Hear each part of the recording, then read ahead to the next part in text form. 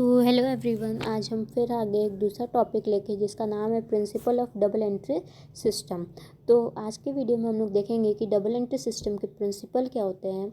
इसके previous video में हम लोग देखे थे कि इसके प्रीवियस वीडियो में हम लोग गोल्डन रूल्स ऑफ अकाउंटिंग देखे थे कि गोल्डन रूल ऑफ अकाउंटिंग होता क्या है। अगर आपने उस वीडियो को नहीं देखा है तो आप पिछले वीडियो में जाके गोल्डन रूल्स ऑफ अकाउंटिंग देख सकते हैं। तो आज का वीडियो हम स्टार्ट करते हैं। इसका नाम है principle of double entry system. तो डबल एंट्री सिस्टम पहले होता क्या है।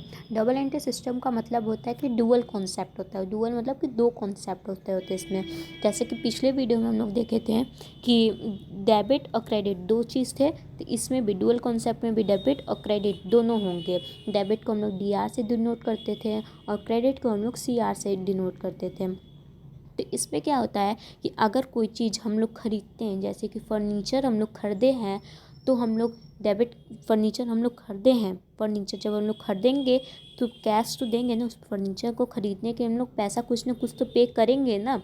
तो क्या देख रहे हैं आप यहाँ पे, एक हाथ से पैसा आ रहा है और दूसरे हाथ से एक हाथ से सामान आ रहा है, दूसरे हाथ से पैसा जा रहा है। तो यहाँ ये क्या है, ये डुअल कॉन्सेप्ट है। डबल एंट्री सिस्टम का यही कॉन्सेप्ट है कि फर्नीचर आ रहा है, फर्नीचर हमारे बिजनेस में आ रहा है और कैश हम लोग के बिजनेस से जा रहा है। ये क्या होगा, डबल एंट्री सिस्टम का कॉन्सेप्ट है। तो आइए हम लोग देखते हैं कि डबल एंट्री सिस्टम का क्या मतलब होता है, principle of double entry system. तो यहाँ पे क्या है, all the accounts are divided into 5 categories. The purpose of recording transaction are. इसका देखिए, जितने भी अकाउंट्स होते हैं वो 5 चीज़ में डिवाइड हो जाते हैं। जो भी अकाउंट्स हम लोग के बिज़नेस में होते हैं वो 5 चीज़ में डिवाइड हो जाते हैं। क्यों? क्योंकि वो ट्रांजेक्शन को रिकॉर्ड करने का पर्पज़ होता है। क्या लिखा है, purpose of recording the transaction record करने का ये पर्पज़ होता है, 5 चीज़। तो यहाँ पे हम लोग देख रहे हैं क्या कि फर्स्ट क्या होता है, एसेट्स होता है। सेकेंड लायबिलिटीज़ होता है। थर्ड कैपिटल होता है। फोर्थ एक्सपेंसेस एंड लॉसेज होता है। फिफ्थ रेवेन्यू एंड गेंस होता है। इसके प्रीवियस वीडियो में भी हम बता चुके हैं कि एसेट्स का मतलब क्या होता है। एसेट्स का मतलब ये होता है कि जो भी चीज़ हम लोग अपने बिजनेस के लिए लॉन्ग टर्म के लिए ला रहे हैं वो एसेट्स हो जाएगा। कोई भी सामान, जैसे कि लैंड हो गया, बिल्डिंग हो गया, फर्नीचर हो गया, ये सब क्या है, ये सब एसेट्स है। एसेट्स क्यों है ये सब, क्योंकि ये सब वैल्यूएबल है। वैल्यूएबल मतलब कि जिसको हम लोग पैसे में तौल सके। जैसे कि लैंड है, अगर लैंड हम लोग को लेना है तो कैसे लैंड ले सकते हैं, हम लोग अपने पैसे को देंगे तभी ना लैंड खरीद पाएंगे। और बिल्डिंग भी अगर हम लोग को खरीदना है तो हम लोग पैसा देंगे, बिल्डिंग खरीद लेंगे। फर्नीचर भी खरीदना है तो पैसा देंगे, फर्नीचर खरीद लेंगे। तो एसेट्स का मतलब होता है कि वैल्यूएबल थिंग होता है हम लोग के बिजनेस में, और ये फ्यूचर के लिए भी रहता है। लैंड है तो लैंड 1 महीने 2 महीने के लिए नहीं रहेगा, सालों साल तक रहेगा, जब तक उसे हम लोग कुछ बेच ना दें।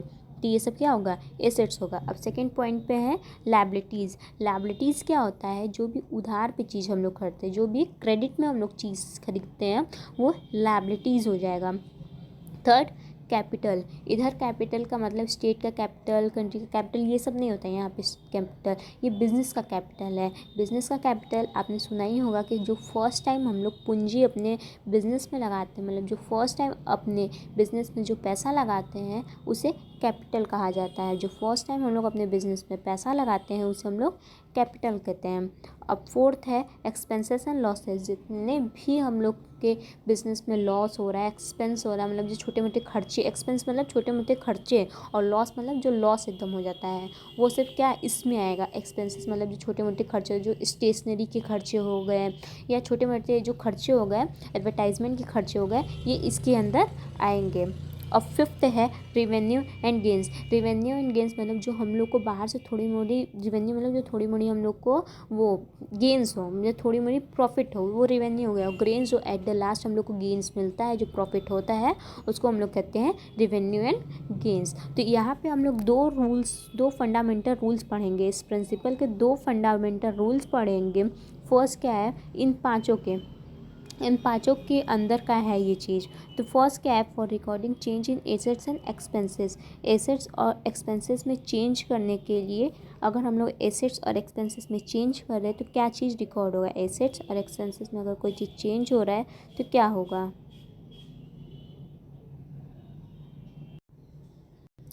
तो हम लोग देखते हैं कि अगर एसेट्स और एक्सपेंसेस में चेंज होते हैं तो फिर क्या होगा यहाँ पे। अगर इंक्रीज इन एसेट्स और एक्सपेंसेस होगा तो वो डेबिट साइड में हो जाएगा, और decrease in assets and expenses होगा वो क्रेडिट साइड में हो जाएगा। सॉरी, मैंने ये लिखा नहीं यहाँ पे, यहाँ पे एक्सपेंसेस होगा।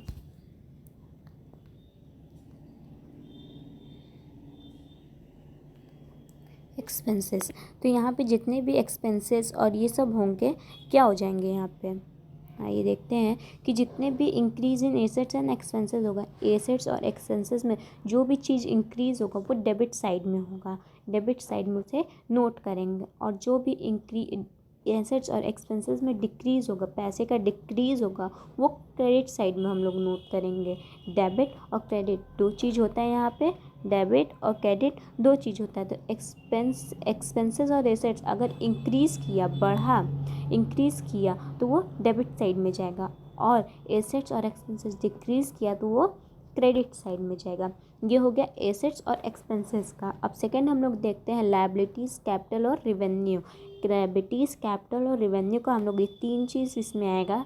अब देखते हैं, अगर इंक्रीज इन लायबिलिटीज़, कैपिटल और रिवेन्यू रहा, अगर कैपिटल, लायबिलिटी और रिवेन्यू में इंक्रीज़ हुआ, मनी में इंक्रीज़ हुआ, तो वो कहाँ जाएगा, क्रेडिट साइड में जाएगा।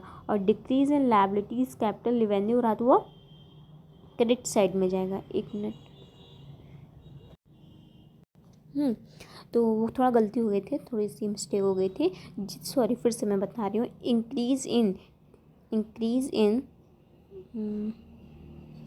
इंक्रीज इन लायबिलिटीज़, कैपिटल और रिवेन्यू अगर रहा तो वो क्रेडिट साइड में हो जाएगा। इंक्रीज इन कैपिटल, लायबिलिटी और लायबिलिटी और रिवेन्यू, अगर इन तीनों के अमाउंट में इंक्रीज़ रहा तो वो क्रेडिट साइड में आ जाएगा। और डिक्रीज़ मतलब अगर अमाउंट में डिक्रीज़ हो गया, कम हो गया पैसा, तो लायबिलिटी, रिवेन्यू और कैपिटल में अगर पैसा डिक्रीज़ हो गया तो वो डेबिट साइड में आ जाएगा। तो आई होप आपको ये वीडियो समझ में आएगा। अगर इसमें कोई भी आपको क्वेरी होगी तो कमेंट सेक्शन में प्लीज़ प्लीज़ प्लीज़ आप पूछ सकते हैं हमसे।